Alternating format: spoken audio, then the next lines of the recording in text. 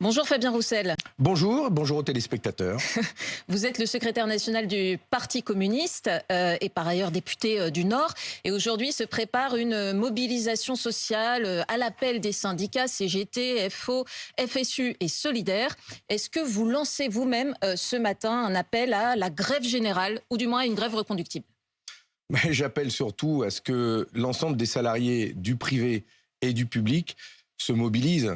Parce que cet appel à manifester aujourd'hui fait suite à plusieurs mouvements ces dernières semaines, mais aussi à beaucoup de petites grèves qui ont eu lieu dans des petites entreprises ou des plus grandes, à l'occasion des négociations obligatoires sur les salaires, parce que beaucoup de salariés, trop de salariés du public comme du privé, ne voient pas leur salaire augmenter en fonction de l'inflation. Et donc, ils perdent de l'argent. Nous perdons de l'argent. Le SMIC a augmenté, pas assez à notre goût, mais il a augmenté, mais pas l'ensemble des salaires. Donc ceux qui sont juste au-dessus du SMIC voient aujourd'hui perdre du pouvoir d'achat. Ce qui est difficile, c'est de jauger l'ampleur en fait de cette mobilisation. Est-ce que vous sentez dans le pays une colère similaire, par exemple, à celle du temps des Gilets jaunes, ou on n'en est pas là du tout? Moi, je ne ferai pas de comparaison avec les Gilets jaunes, mais j'ai passé mon week-end en circonscription, j'ai vu énormément de monde pendant que mes camarades étaient à la manifestation dimanche, mais j'ai entendu... On va en parler.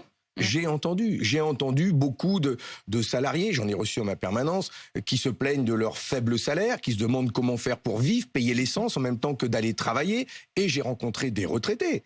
Les retraités aujourd'hui ont de plus en plus de mal à vivre, leur retraite n'évolue pas ou peu, en tout cas leur facture, elle, augmente fortement. Ils me demandent quand est-ce qu'on va supprimer la CSG sur les retraites, ce que je propose, quand est-ce qu'on rétablit la demi-part pour les veuves, ce que nous proposons aussi. Voilà tous ces sujets qui sont sur la table. Si le gouvernement n'entend pas cette colère qui couve dans le pays, oui, effectivement, il peut y avoir encore des grèves, il peut encore y avoir des situations difficiles. Nous sommes à l'approche des fêtes. Il faut trouver une solution, une sortie à cette crise. Ce sera un bon test aujourd'hui. Et là, vous étiez en train de me dire, justement, vous avez préféré être dans votre circonscription qu'à la marche qui était organisée par la France Insoumise le 16 octobre. C'était un peu étrange, cette marche, par ailleurs, parce que c'était 2 jours avant la mobilisation syndicale. Est-ce que c'est pas contre-productif, en un sens, de faire une marche à part au lieu de se joindre aux syndicats? Ce qui est fait est fait. Cette mobilisation ce dimanche a eu lieu. Non, mais il y a eu cette mobilisation dimanche qui a rassemblé du monde. Nous y étions. Moi, j'ai tenu aussi mes engagements dans ma circonscription. Mais vous savez, je suis pas tout seul. Au Parti communiste français, on est plein, on est nombreux. Oui, mais vous avez laissé Jean-Luc Mélenchon défiler seul avec ses amis. J'ai laissé à Yann Brossa, Pierre Laurent, Laurence Cohen, les sénateurs, les sénatrices participer à cette marche. Et oui, mais pas vous, bien, monsieur Roussel. Vous savez que c'est un symbole. J'ai tenu mes engagements auprès des maires des villages de ma circonscription et ils m'avaient demandé, j'étais à leur côté et aux côtés des seniors de chez moi. Mais ceci mis à part, aujourd'hui, on a une situation... Ce qui est intéressant, c'est qu'il y avait 30 000 personnes à cette manifestation selon la police, ce qui est relativement faible. Est-ce que vous attendez à beaucoup plus aujourd'hui? Est-ce que ça va enfin démarrer en quelque sorte? Mais pour que l'on sorte de cette crise, de cette situation de blocage, il faut que le gouvernement envoie un signe fort sur la répartition des richesses et la hausse des salaires. Et c'est d'ailleurs pour cela que je vais faire une proposition. Je vais déposer une proposition de loi à l'Assemblée nationale qui vise à rétablir l'échelle mobile des salaires qui existait jusqu'en 1982. Ce dispositif impose par la loi que l'ensemble des salaires, au-dessus du SMIC, que l'ensemble des salaires évoluent automatiquement en fonction de l'indice des prix, en fonction de l'inflation. C'est une mesure de justice pour que l'ensemble des salariés ne perdent pas de pouvoir d'achat. Il y a des entreprises aujourd'hui, j'en ai rencontré chez moi, dans ma circo, il y a des entreprises qui augmentent les salaires en fonction de l'inflation. Il n'y a pas de grève dans ces entreprises. Vous savez aussi qu'il y a de très petites entreprises, monsieur Roussel, qui n'ont pas de croissance. Par exemple, comment une PME qui n'a pas de croissance fait pour avoir une telle augmentation automatique avec votre idée? Elle met la clé sous la porte. Il y a des entreprises qui vont bien, il y en a qui vont bien, et qui, elles, augmentent les salaires en fonction de l'inflation, et chez elles, il n'y a pas de grève. Oui, et il y a des entreprises qui font des bénéfices et qui ne partagent pas les bénéfices, et c'est là où ça bloque. Et les entreprises où il y a des difficultés, et il y en a aujourd'hui, celles qui voient le coût des matières premières, celles qui voient le coût énergétique augmenter, il faut les accompagner, et c'est là où nous disons, qu'il y a 160 milliards d'euros d'aide publique de l'État en direction du monde économique attribués sans aucune condition. laissez-moi finir. C'est bien la raison pour laquelle... Je vous écoute. C'est bien la raison pour laquelle, quand il y a des entreprises en difficulté, les aides publiques doivent pouvoir leur être attribuées pour pouvoir les accompagner. Il faut conditionner les aides publiques aux entreprises pour accompagner celles qui, justement, vont augmenter les salaires, vont investir, vont relocaliser l'activité, mais ne plus donner d'aide publique à Total. Vous savez qu'on verse des aides publiques à Total, on verse des aides publiques à LVMH. Et que les gens comprennent bien, vous la déposerez quand, cette proposition de loi ? Là, je vais la déposer sous 24 heures. Nous sommes en train de la rédiger. J'y ai travaillé ce week-end. Faire en sorte que les salaires du public et du privé augmentent en fonction de l'inflation, c'est une mesure de justice sociale. Et le deuxième article sera d'obliger l'ensemble des entreprises, des branches professionnelles du privé, que le salaire minimal soit au moins aligné au SMIC. Parce qu'aujourd'hui, il y a exactement 129 branches professionnelles qui correspondent à 21 millions de salariés dans le privé, où le salaire minimal est inférieur au SMIC. Donc le SMIC augmente... Philippe Martinez dit ce matin qu'il veut un SMIC à 2 000 €. Vous alignez, vous êtes d'accord sur cette idée ? Oui, 2 000 €, ça fait à peu près 1 550 € net. 1 550 € net pour pouvoir vivre décemment de son travail. Vous savez, ce fameux travail que je souhaite, moi, valoriser, faire en sorte que quand on travaille... Oui, à l'inverse de la gauche des allocs, comme vous aviez dit, ça avait fait polémique. Faire en sorte que ceux qui travaillent dur parfois, eh bien, aient au moins le salaire de leur labeur, de leur sueur, et qu'ils puissent en vivre dignement, payer leurs factures, élever leurs enfants, avoir des loisirs, sortir, aller au resto. C'est ça aussi, vivre de son salaire. Monsieur Roussel, à la grève qui se poursuit dans plusieurs dépôts et raffineries de Total, alors que pourtant un accord majoritaire a été signé avec une hausse conséquente, plus 7%, des primes de 3 000 à 6 000 €. Au nom de quoi cette grève se poursuit-elle aujourd'hui ? Pourquoi la CGT continue de bloquer alors que Total a fait une proposition valable, ont estimé les syndicats majoritaires ? Bon, d'abord, Total a fait une proposition d'augmentation de 5% pour 2022 qui ne correspond pas à l'inflation, et c'est la raison pour laquelle des salariés font le choix de poursuivre leur mouvement. Alors, elle est supérieure à l'inflation qui est de 5,6%. Pour l'année 2022, qui sera supérieure à 5%. L'inflation, là. Donc, c'est pour ça qu'ils demandent un ajustement. Ensuite, je laisse le choix, moi, aux salariés de décider des formes de leur mouvement. Enfin, aujourd'hui, l'ensemble des Français, tous les Français, trouvent des prix à la pompe de 2 €, entre 2 € et 3 €. C'est de la faute de la CGT que le prix de l'essence augmente, que non, mais certains... là, vous mélangez un peu tout. Non, je mélange pas tout. Je dis juste qu'aujourd'hui... En fait, est-ce que fait, par exemple, Bruno Le Maire dit ce que fait la CGT est inacceptable et illégitime. Ouais. Je le cite. Oui, Bruno Le Maire, il ferait mieux de se préoccuper de comment vivent les ouvriers de notre pays. Et chez Total, il y a 10% d'ouvriers, justement. Ce sont eux qui, aujourd'hui, continuent à manifester leur colère. Et ils le font aussi en solidarité. Mais est-ce que la démocratie, ça n'est pas le respect d'un accord majoritaire ? La démocratie, le respect d'un accord... je renverrai à Bruno Le Maire que le respect d'un accord majoritaire, c'est qu'à l'Assemblée nationale, nous avons été majoritaires à voter une taxe sur les super profits, et que le respect de la majorité, c'est de faire en sorte que ce que nous avons voté à l'Assemblée nationale, eh bien, il n'y ait pas de 49.3 dessus, et que ce soit ça adopté. Donc, on va pouvoir en parler du respect des accords majoritaires, mais quand il y a une majorité de députés de gauche et de droite qui votent de mettre des dotations à la hauteur pour les communes, qui demandent à ce qu'il y ait la taxe sur les super profits, qui demandent à ce que l'on mette la demi-part pour les veuves, eh bien justement tout ça, eh bien il faut que ce soit respecté dans le projet de loi de finances. Alors, on parlera de démocratie quand il aura fini. Quand lui, il aura respecté le travail des parlementaires. Des Français. Vous savez que cette grève, elle agace quand même aujourd'hui beaucoup de Français. En fait, il suffit de regarder les sondages. C'est-à-dire que c'est un mouvement qui a été plutôt soutenu au départ. Et l'opinion s'est retournée la semaine dernière. Et aujourd'hui, 40% des Français, à peine, soutiennent ce mouvement chez Total. C'est très peu. Les retraites en 2019, 60% des Français soutenaient. Les Gilets jaunes, 75%. Donc ça n'est pas un mouvement populaire, monsieur Roussel. Faites un sondage sur ce que pensent les Français concernant le prix de l'essence qui varie entre 2 et 3 € aujourd'hui. Est-ce que c'est normal ? Est-ce que vous trouvez normal qu'aujourd'hui, un groupe comme Total... Mais vous répondez à côté. Mais non, je ne réponds pas à côté. Je réponds que c'est un mouvement qui est assez peu populaire. Mais est-ce que vous comprenez qu'il puisse y avoir chez les ouvriers de la colère ? Voilà. Oui, est-ce que vous pouvez comprendre que des hommes et des femmes qui travaillent nuit et jour, les week-ends, postés, les jours fériés, et qui ont des conditions de travail difficiles, ils ont un patron qui distribue 2,5 milliards d'euros de dividendes. Ils ont réalisé 18 milliards d'euros de bénéfices. Et ils n'ont pas, eux, le retour de ce travail. Vous pouvez comprendre leur colère, vous pouvez comprendre qu'à un moment donné, on demande le partage des richesses. Et maintenant, concernant Total, l'essence justement, je veux parler, moi, de ce prix de l'essence de 2 à 3 euros. L'ensemble des Français, là, sont particulièrement agacés. Demain, après-demain, si la grève, elle s'arrête, et qu'on va continuer à avoir des prix de l'essence à 2 euros, vous trouvez ça normal? Alors, pendant ce temps-là, Esso, Exxon, Total vont continuer de se faire des montagnes d'or, comme on dit, et ils vont continuer de distribuer des dividendes. Le gouvernement a annoncé mais vous trouvez ça juste que la ristourne de 30 centimes allait être prolongée jusqu'au 15 novembre. Est-ce que ça, au moins, vous dites c'est une bonne idée?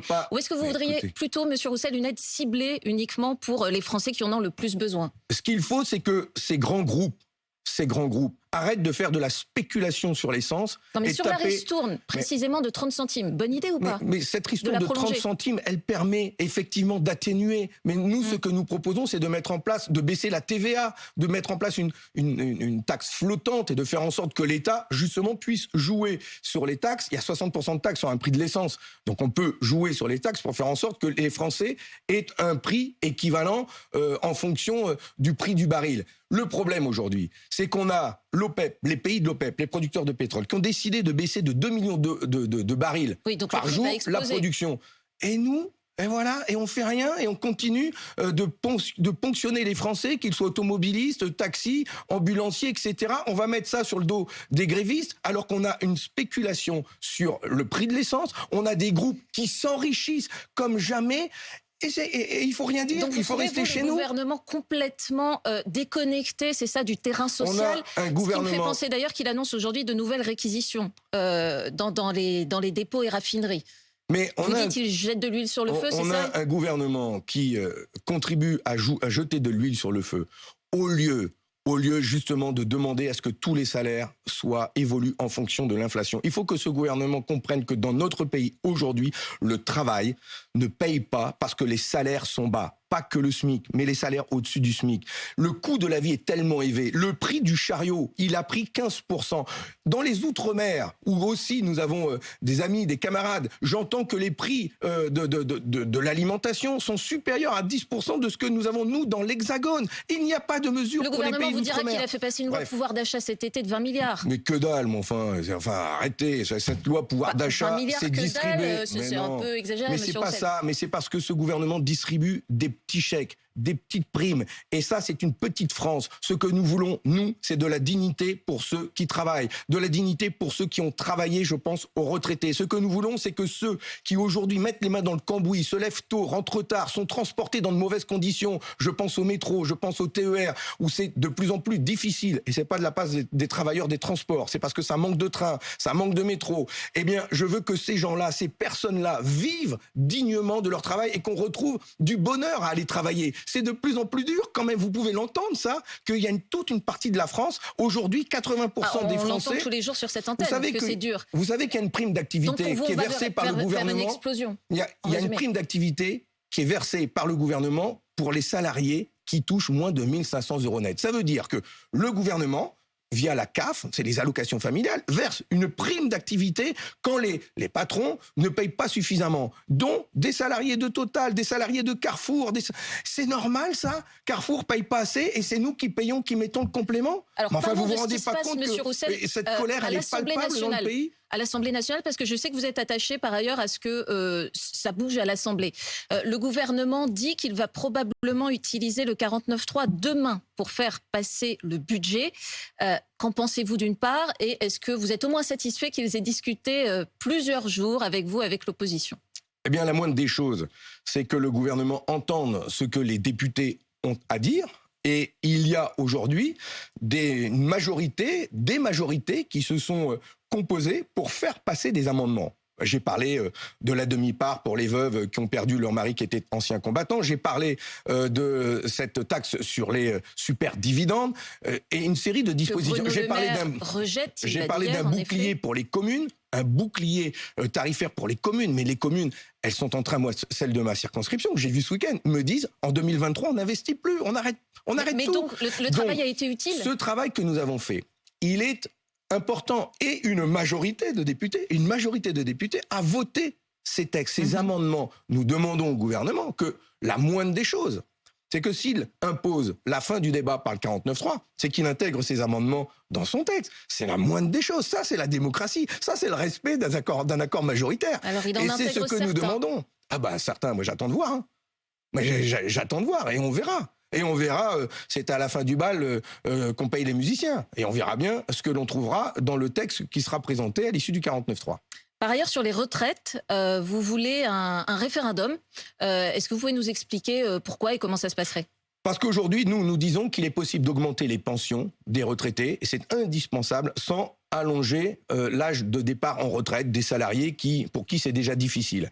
Nous disons qu'il y a besoin d'un grand débat dans ce pays pour poser cette question-là. En tout cas, nous disons au président de la République qu'il ne peut pas imposer aujourd'hui l'allongement de l'âge de départ en retraite pour faire travailler des salariés jusqu'à 65, 66, 67 ans, sans qu'il y ait un grand débat dans le pays. Il ne peut pas considérer qu'il a été élu sur cette base-là. Il n'y a pas eu ce débat-là dans le pays à l'occasion des élections présidentielles. Il n'a pas la majorité absolue à l'Assemblée nationale. Emmanuel Macron avait annoncé qu'il ferait une réforme des retraites avec un report de l'âge à 65 ans. Il l'a annoncé dans l'entre-deux tours avec Marine Le Pen et qu'il ne considère pas que ceux qui ont voté pour lui au second tour aient voté pour son programme. Et c'est bien là où, si on veut protéger la démocratie dans notre pays, redonner du sens au débat démocratique et politique, eh bien oui, il faut passer par un référendum. Les Français sont attachés à être consultés, qu'on leur donne les tenants et les aboutissants. Comment on finance une bonne réforme des retraites? Comment on finance l'augmentation des pensions sans demander aux ouvriers de travailler plus longtemps? Nous disons, nous, que c'est possible,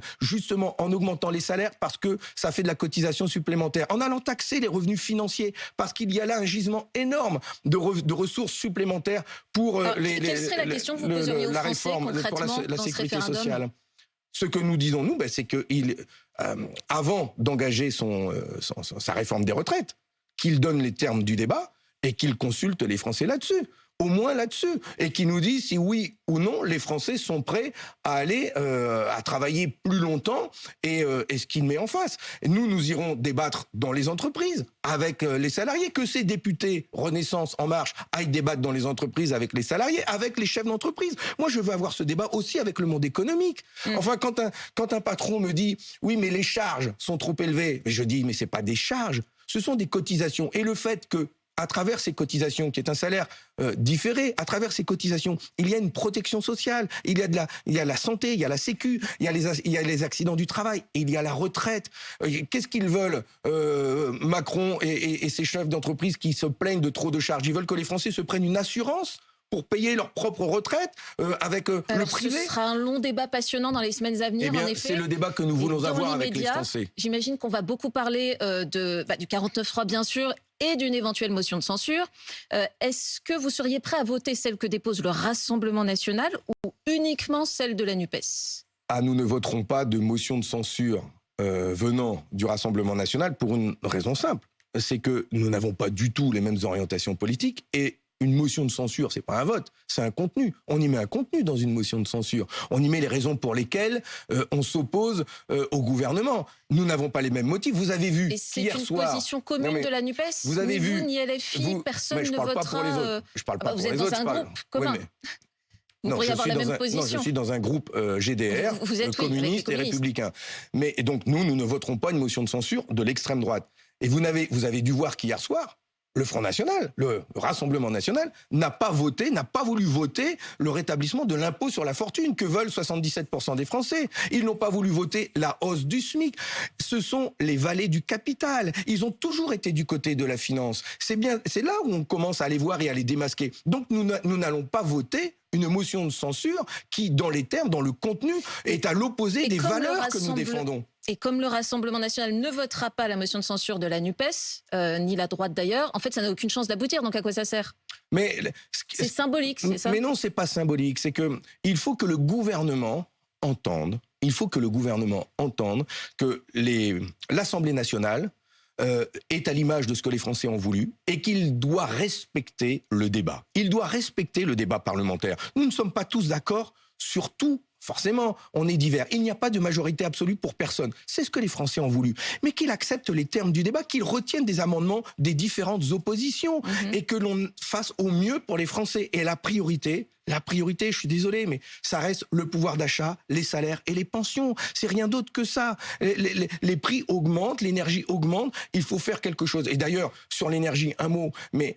Enfin, je ne comprends pas que ce gouvernement ne fasse rien pour reprendre la main sur le prix de l'électricité et du gaz. La France produit 90% de son électricité. La France produit 90%. Il faudrait pouvoir en parler longuement, en effet. Non, je vous en dis en un mot. La France produit 90% de son électricité. Voilà, nous sommes quasi souverains en matière énergétique. Mais nous faisons le choix de nous aligner sur le marché européen de l'énergie. La France a le droit, a la possibilité de vendre au prix... Alors, des discussions sont en cours La pour France tenter a une le droit réforme de du vendre marché au prix de d'électricité et production plus les investissements nécessaires pour le mix énergétique, de vendre aux entreprises, aux communes et aux foyers une électricité beaucoup moins chère que celle qu'on leur impose aujourd'hui via Bruxelles. Quand est-ce que l'on va retrouver notre souveraineté énergétique? Ça, c'est le sujet du jour. Merci Fabien Roussel. Vous irez tout à l'heure rejoindre les salariés de la RATP, n'est-ce pas? Tout à fait. D'ici quelques heures. Merci. Il est 8h53 sur BFM TV RMC.